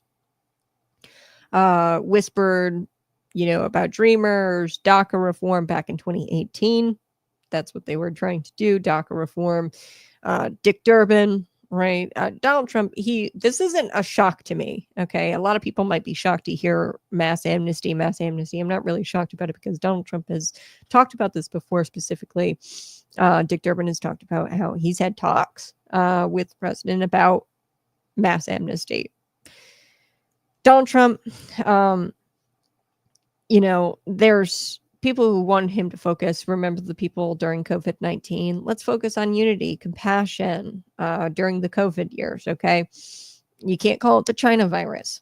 There's people in Trump's inner circle, these high-level people who are going to try to pressure him into this mass amnesty deal, and I don't know why the hell we would do that, because we've already invested a ton of money. It was like $170 billion. I mean, not a ton relatively, but it was a good chunk of money in the BBB for securing our border. So why would we invest all that money in securing our border and mass deportations and executing mass deportations if we're just going to turn around and give amnesty? And like Charlie said, Charlie is exactly right. He's so right. It's that corporate, just like the H-1B visa talk we just had. It's this corporate class, and they are terrified of having to actually hire American people and pay a fair wage. I'm sounding like a Democrat. I'm not meaning to. Okay. They are terrified of having to pay fair wages. And the Democrats, they've always been the party of slavery. They love the imported cheap labor because it's slavery. They are the party of slavery. They always have been, and they always will be. So, the Bible tells us to welcome the stranger, yes, but there are also calls for order, boundaries, and justice.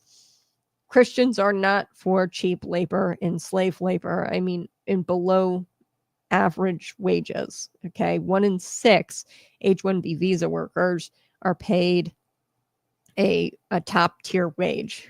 So as Christians, we welcome the stranger, yes, but we also love boundaries, order, and justice. Romans 13 says, let everyone subject to governing authorities, for rulers. Sorry. Let everyone be subject to the governing authorities, for rulers hold no terror for those who do right, but for those who do wrong. And folks, sneaking across the border, illegally taking jobs away from Americans, getting taxpayer welfare, breaking our laws, that's doing wrong. Okay, those people are doing wrong. There needs to be a level of law and order and justice that those people are met with. Okay, let me do it. Say it one more time. Romans 13. Let everyone subject to governing authorities, for rulers hold not terror for those who do right, but for those who do wrong. Okay, so I don't know about you, but border hopping, illegally crossing the border, taking jobs from Americans, and taking taxpayer-funded programs and money and welfare programs, that's doing wrong. Okay, and the government has a duty, not an option, a duty to enforce the law. And this is not just a matter of national security. It is a matter of national security. But the United States of America, if we can't even enforce our own laws, our own immigration laws, and we start providing mass amnesty and giving people a slap on the wrist and saying, oh, yeah, well, we know you broke the laws, but we're just going to give you a pass. If we start doing that here in the United States of America, we've got nothing left, because if we can't enforce our own immigration laws, there's nothing left. Okay. And the nation, we didn't fight for our independence. And I just did an independence show. It's called The Forgotten Heroes of the American Revolution. We didn't fight for our independence to become a nation without borders. Okay. Last time I checked, we fought this American Revolutionary War for our independence, so that way we could have sovereignty and a nation with borders. So here's my final message to President Donald Trump. Sir, don't betray your base. Okay, do not cave to the swamp. Do not compromise with people who hate you, who hate your supporters. You didn't run in 2016 and win because you promised amnesty. Okay, you won because you promised to build a wall. We cheered for you when you enforced Remain in Mexico. We stood by you as the courts and the media and your own party battled you. We watched you as the Uniparty tried to destroy you. And we have your back now. So there's no reason why you should cave to these people who want mass amnesty. Don't give in to these high-level advisors. Don't risk this movement. MAGA is not about compromise. It is about conviction. It is about putting America first. And we don't want to deal with the Chuck Schumers or the Dick Durbins. We want deportation. We want law. And we want a country again. All right, I got to take a quick break. But you're listening to Conservative Cat. I'll be right back.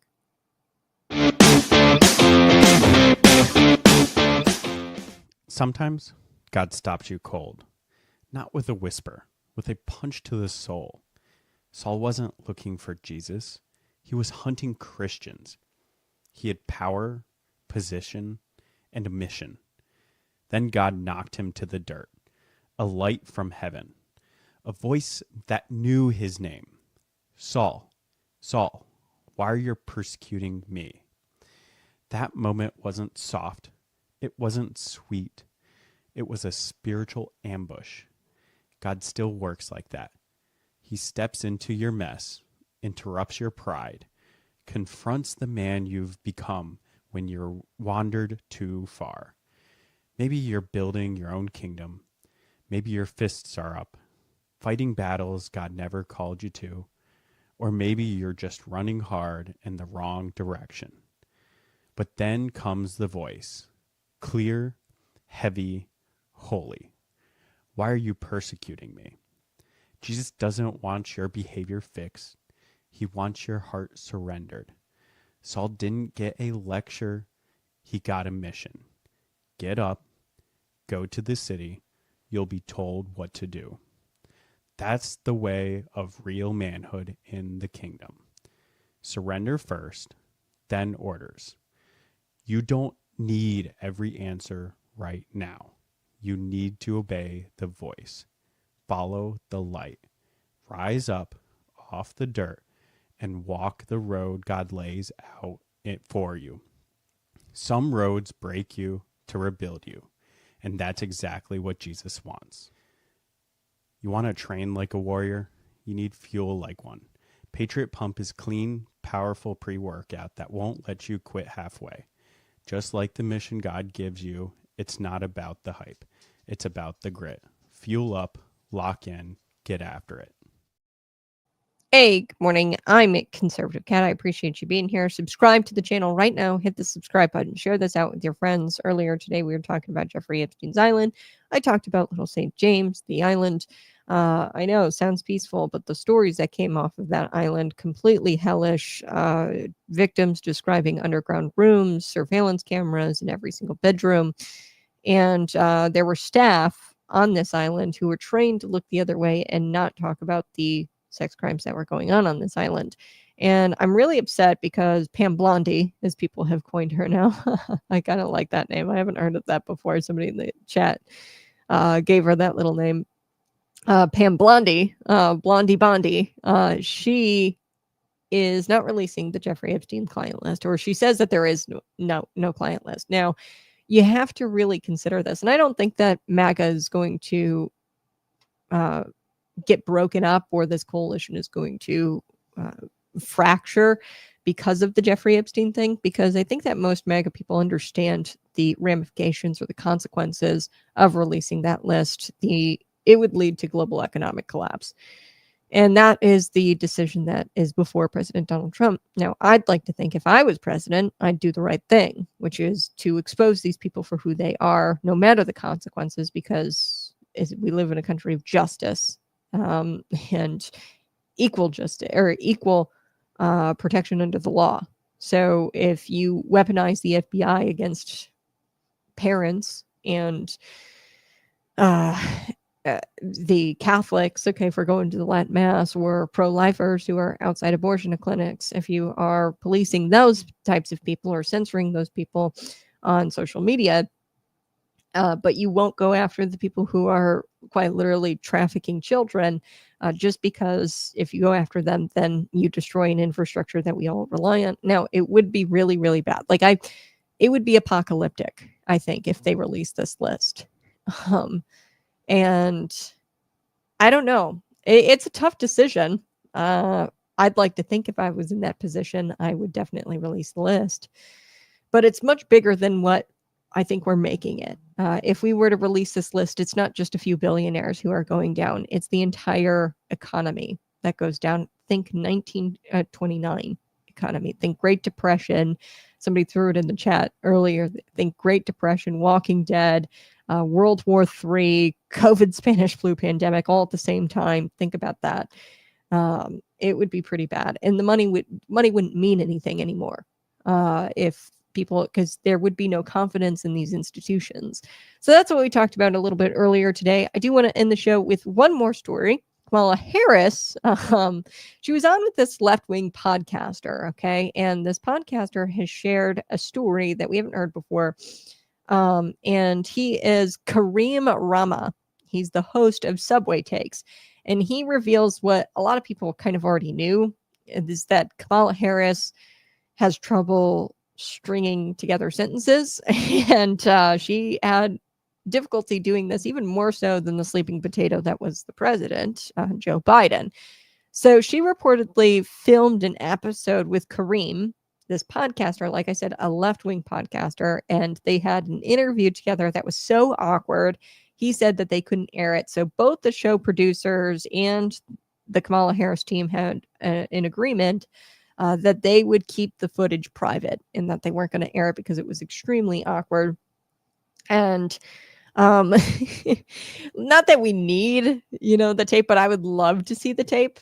And I think that his audience is not being served, or the voters aren't being served, if he doesn't release the tape, because we really need to know how bad this candidate was and how, what a slap in the face to our intelligence it was to put this candidate forward with no votes, no primary, and slate her in. And I mean, I'm just going to play this clip. This is of the podcaster discussing the interview that never aired. Take a listen. Emailed me. They emailed, like, an email from the DNC. Okay. And they said, hey, Kamala Harris and Tim Walz are really interested in being on your show. I said, that sounds cool. Okay. I'll at least get to tell my daughter that I met the potential president of the United States. Yeah. And so I said yes, based on the fact that it would be a good story. And also they both had good takes. What happened with Kamala? Her take was really confusing and weird and not good. And so mutually agreed that we shouldn't publish it. I see. And I got lucky because I didn't want to be blamed for her losing. Her take was that bad? It was really, really bad, and it was like didn't make any sense. I can tell you, it was bacon as a spice. Bacon as a spice. Bacon as a spice. Emailed me. They emailed, like, an email from the DNC. Okay, so I thought that this was just kind of interesting. It's an interesting little tidbit. Now, it's scary that this person could have been the most powerful person in the world. I hope that he didn't vote for her. Some of these left-wingers, they will say oh yeah, she wasn't all that great, or she wasn't, my pick, my first pick, but they probably voted for her. I hope he didn't. And I think that he should publish the interview, because if she was as bad as he's saying she was, and if the interview was that bad, then even though we don't need that evidence to prove that she was that bad, because this is just, the cherry on top of the sundae, the American people have a right to know who they're voting for, who was in office, who was slated, and who was pitched to us as the candidate without any kind of votes, undemocratically selected, as I'd like to say. The American people have the right to know. And if he was serious about serving his audience, he would release it. Anyway, and like I said, we don't need any more proof that Kamala Harris was incapable of stringing sentences together, because we have clips upon clips upon clips. But she took part in a massive cover-up, and we can't forget about Kamala Harris, because she is potentially running for governor of California, and she should not be elected ever. And this guy, I think, has an application as, a podcaster. Hey, release the interview. If it was really that bad, you know what I mean? I think that the voters need to know how awkward she really is. So that way she doesn't get into the office of the governor in California. Okay, so he essentially didn't inform his audience that they would be trading one buffoon for a worse buffoon. Okay, Joe Biden for Kamala Harris. And that's a disservice to, I think, his audience, but also to voters, because he essentially kept this sort of hidden. I hope he didn't vote for her. But this proves that America dodged a bullet. And I thought that this was just an interesting tidbit, and I wanted to share that with you. All right. That's going to do it for the show today. I appreciate you being here. Let me get to some of your chats. Pam Bondi was given the term Blondie, so Blondie Bondi, moniker by Laura Loomer. Yeah, Laura Loomer. I actually found out that she shared some of those documents from 2008 that revealed that Epstein was in fact informing the FBI, providing FBI information to the FBI as agreed upon. So FBI informant. So Pam Bondi was questioned about whether he was working with an intelligence community or an agent or spy of some kind with an intelligence agency. And she said, not to my knowledge. Well, lady, we know that there's the 2008 documents there, and that's like an outright lie, pretty much. How do you not know that he was informing the FBI? Here's the 2008 documents. So go check her out on X. It is really helpful. I appreciate you guys being here. Remember the bipartisan border deal in the last Congress? Yeah, the bipartisan border deal where this was essentially amnesty. So they were trying to legalize illegal immigration, and there was thresholds, like, I don't know the numbers off the top of my head, but it was like thousands, 1,000 or so every year that they'd grant amnesty to. So really what they were trying to do is set this precedent that you can border hop and be granted amnesty if you've been here for X amount of years. Okay, so it's like essentially rewarding somebody for rule breaking or law breaking. So that was a part of that bipartisan border deal. So they tried to say like, oh yeah, we tried to secure the border. No, you tried to secure the border by providing amnesty to a bunch of individuals. And what really has me pissed off is that $170 billion in the BBB, the big beautiful bill, that's been dedicated to mass deportations. Why the hell would we be doing mass amnesty?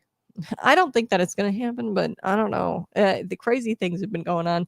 We're sending defense weapons to Ukraine, despite us already sending like $200 billion of taxpayer dollars to the country, and they're not even really an ally. We do have an investment there, so it makes sense that we defend the country now, but we've already done that for $200 billion worth, right, over the course of several years. I don't know why we are sending defense weapons to Ukraine. Donald Trump confirmed that. It's just not a decision I would have made. And I think that MAGA there's a lot of things that should upset MAGA right now coming out of the Trump administration. But there's been a lot of wins. The BBB, that's a big win. If we don't do the mass amnesty, because that's just going to destroy the bill entirely and the purpose of the bill entirely. The mass amnesty would destroy any wins that we've ever made this year. So yeah, deport them all. Yeah, I like what you said there. Stupid state runs on H-1Bs. Indians costed me my job at State Farm. Yeah, the H-1Bs, I think it's like 70% of H-1B visa awardee, like people who are awarded the H-1B visas, they're like Indians. It's insane. But I wouldn't re-sign a contract at less than half of my salary. Oh, man, that sucks. It really sucks, man. Like I said, there needs to be a complete, I would say even temporarily stop all work visas, because we have got a border crisis going on right now. And we had so many people flood the border under the Biden administration. I think that we should just really pause all immigration for right now. I know that is controversial, but we have to clean up our systems. We have to clean up the H-1B visa program. We have to clean up our green card program, make sure there's no abuses going on in those systems. And once they are perfected and we have accountability in those programs, then I bring them back, but make sure we're being very selective with our immigrants. So I appreciate you guys being here. Great job. Thank you. Go ahead and smash the like button, subscribe to the channel. We'll be back again tomorrow morning, bright and early, 6 a.m. to 8 a.m. Central Time. This has been Conservative Cat.